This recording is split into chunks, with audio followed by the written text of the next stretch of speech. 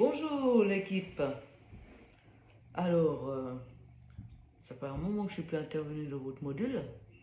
Et puis j'ai vu hier comme quoi que Valdez vous a posé une super vidéo sur justement les accompagnements de base qui sont très bien faits. Et celui qui a filmé, c'est un Européen. Et il vous a pris un exemple de chansons qui sont structurellement les mêmes. Et comme par hasard, c'est le nouveau du 12 mesures. Comme le blues. Il vous a pris la Reine des Neiges en premier exemple. Donc, il part de la tonalité Do. Hein, mais on prend sa substitution donc de la mineure. Hein, c'est ce qu'il vous propose. Il vous propose de mettre à la main gauche. Je ne vais pas vous remontrer mes doigts, hein, puisque vous avez vu les doigts du monsieur, qui sont très bien marqués d'ailleurs. À la main gauche, vous mettez la tonique. Et puis avec la main droite, vous construisez juste la triade. Et vous tapez 4 tons. Pour la mesure.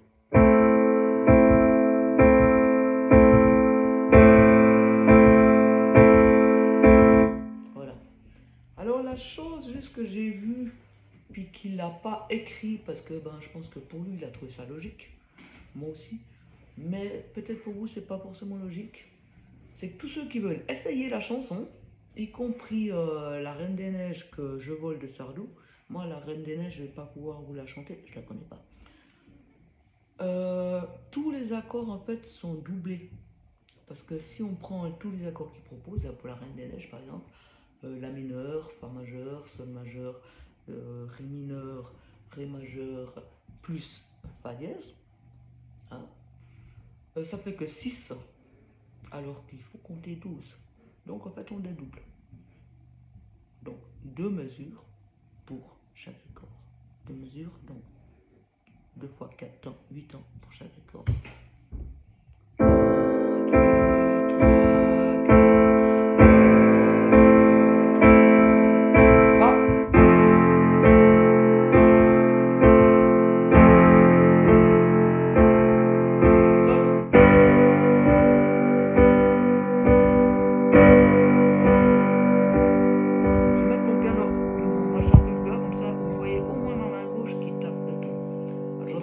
Deuxième, Ré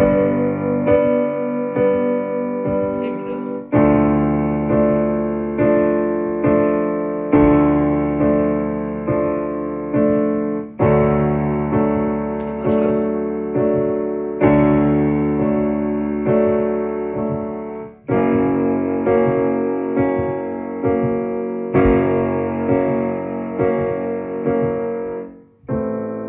et nous sommes de retour. Voilà, je vous le refais. Et puis vous avez vu ma main, c'est pour vous indiquer les 4 temps. Et je fais même, alors ça vous le faites pas, hein, parce que même dans vos vidéos, quand ceux qui m'envoient des vidéos, que je les vois qui se grattent un peu partout sauf le piano, avec la main gauche ne quitte jamais le piano. Vous avez éventuellement le droit de vous gratter l'oreille en vite fait, mais la main gauche reste sur le piano. Ainsi que la main droite. Les deux mains sont sur le piano. Voilà.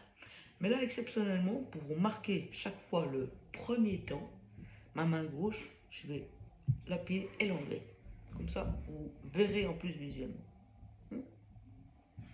Je vais refaire le tour des 4 temps de la Reine des Neiges, avec ce principe. Puis après, je vous fais le tour des 4, pas des 4 temps, excusez-moi, ou des 8 mesures, en 4 temps, donc 2 fois 4, avec la Reine des Neiges. Et après, je vais vous faire le Michel Sardou. Alors Michel Sardou, il n'a pas de variation. Il est aussi en 12. D'ailleurs, je ne sais pas pourquoi il a pris Michel Sardou comme exemple, parce que je trouve pas que c'est vraiment un exemple type. Mais bon, bref, je prends son exemple quand même. Allez, Reine des Neiges. 2 fois 4 temps par mesure. Ma main gauche est sur le tonique. Et quand on commence, on marque toujours le premier temps. Ça nous aide et ça nous aide. 3, 4.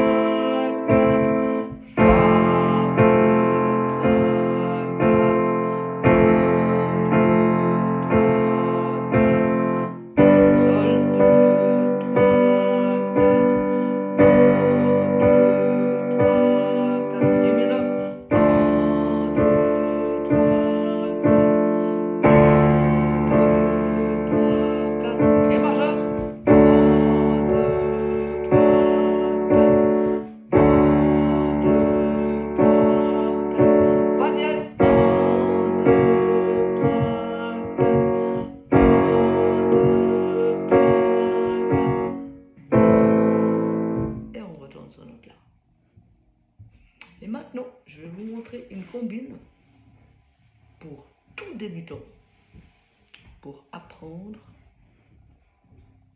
à gentiment gérer l'indépendance des mains dans l'accompagnement. On reprend notre base triade. Alors, on ne va pas se compliquer la vie comme il proposait, par exemple, en doublant simplement. Là,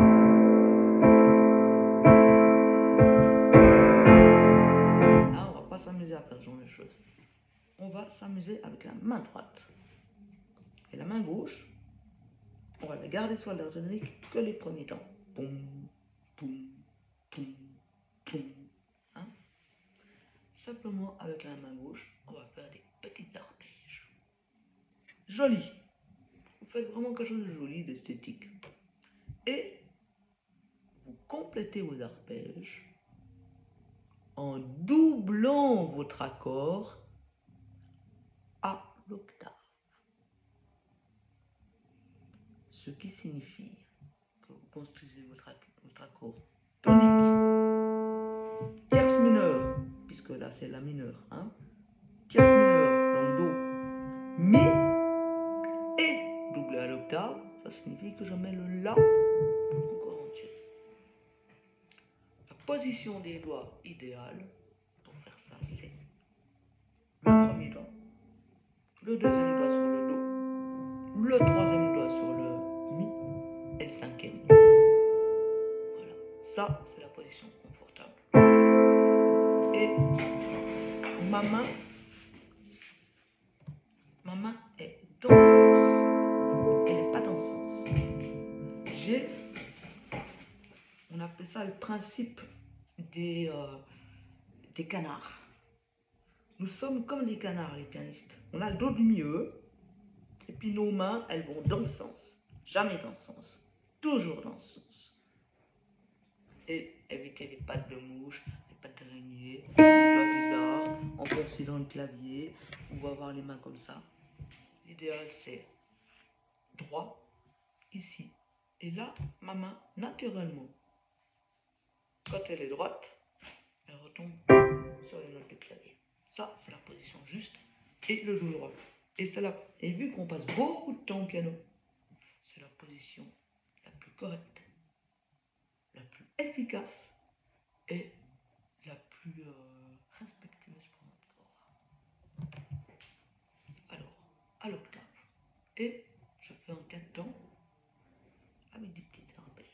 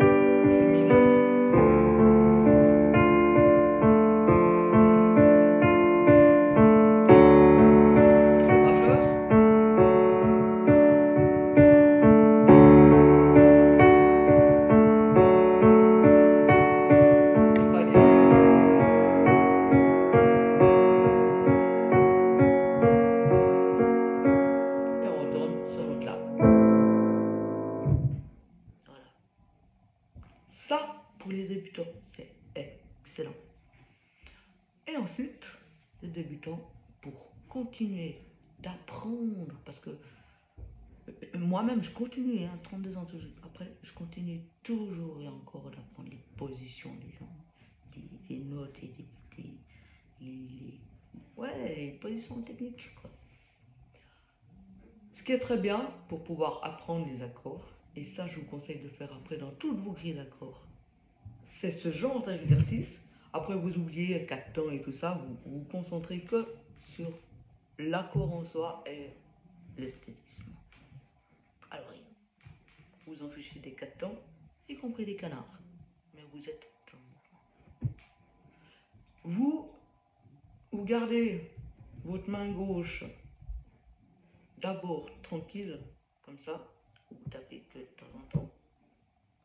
Et après, quand vous serez plus habile, vous ferez la même chose, mais avec la main gauche aussi.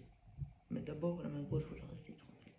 Et ensuite, avec la main droite, vous faites des arpèges sur la tonique, la tierce, la quinte, mais sur l'ensemble du clavier,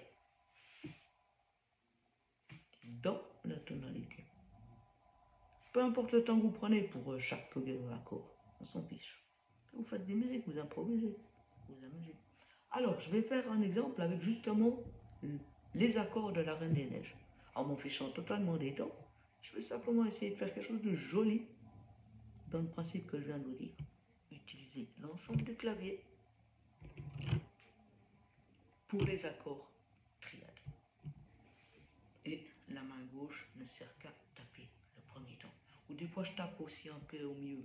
Mais en gros, à chaque mesure, je marque. 3, 4. Pourquoi j'ai dit 3, 4? Parce qu'en musique, quand on est en chef d'orchestre, et là notamment c'est du 4 quarts, c'est 1, 2, 3, 4, la levée. Et un chef, il dit toujours 3, 4. C'est pour nous donner l'indication du tempo. 3, 4, et il est enlevé. Et après, 1, 2, 3, 4. 1, 2, 3, 4. 1, 2, 3, 4. Voilà pourquoi je dis toujours 3, 4. Bon, 3, 4.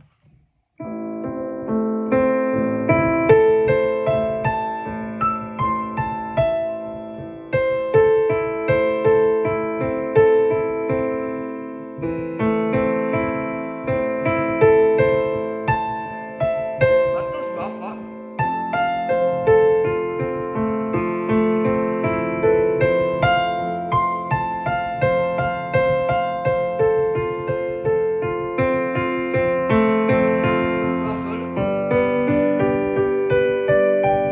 Méfiez-vous avec votre main.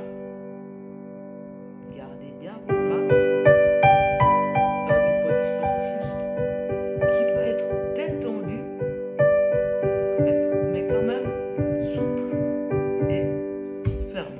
Parce que là, je suis tout détendu, mais quand j'arrive sur ma note, c'est comme les coups de poing.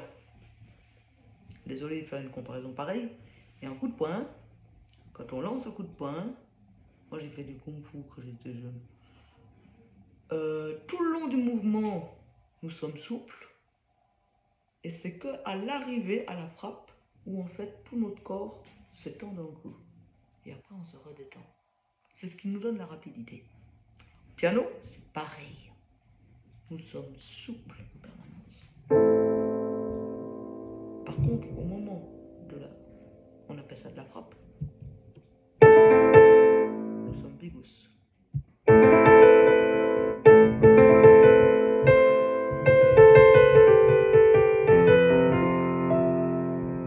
Là, je suis nouveau souple, ben, quand je recommence, je suis bigous.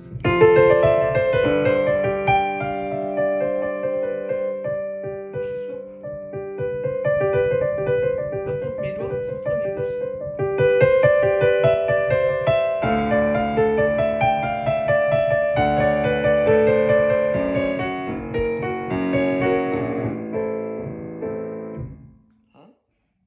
Je suis bigos au moment où je touche, mais tout le reste du temps, c'est souple.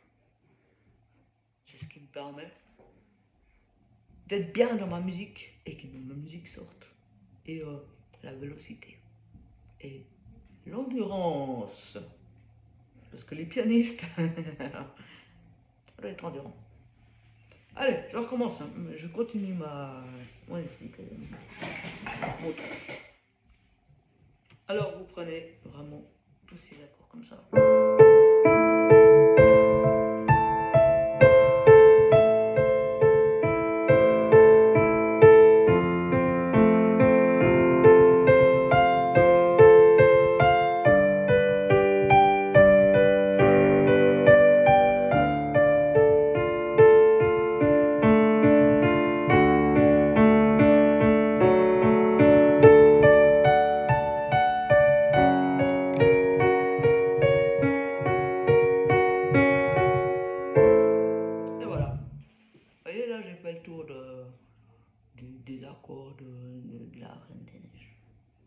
Et si vous vous amusez comme ça régulièrement tout le temps sur le clavier avec toutes les grilles d'accords que vous avez, vous saurez les accords par cœur. En plus de faire ce genre d'exercice. Les chauffe-doigts, comme je dis, mais j'en ai déjà posté plein des chauffe-doigts. Donc je pense que vous devez l'avoir. Voilà, voilà les amis. Je peux encore un petit peu vous... Allez, je vais encore aller à la case plus loin. Avec vous. Puisque la vidéo est déjà allée à la case de bouger aussi un peu la main gauche. On va aller à la case où on va faire le contraire de ce qu'il propose dans la vidéo. C'est-à-dire que nous allons utiliser les mêmes accords que la Reine des Neiges, mais on fait le contraire. La main droite va nous servir que pour les temps. Alors vous pouvez soit faire simplement l'octave ou faire l'accord. Que ce soit renversé par renversé, c'est égal. C'est là où vous en êtes et comme vous trouvez joli. Et à la main gauche, alors au début, ne comptez pas les 4 temps. C'est simplement, le but est de vous habituer à trouver les notes facilement. Et avec la main gauche, vous faites ce que j'ai fait avant, vous faites plein d'arpèges et vous vous amusez. Donc, peu importe les temps que vous faites. Et la main gauche, c'est le même principe. Hein. On est souple, mais en patte de canard. Donc, comme ça. Pas comme ça.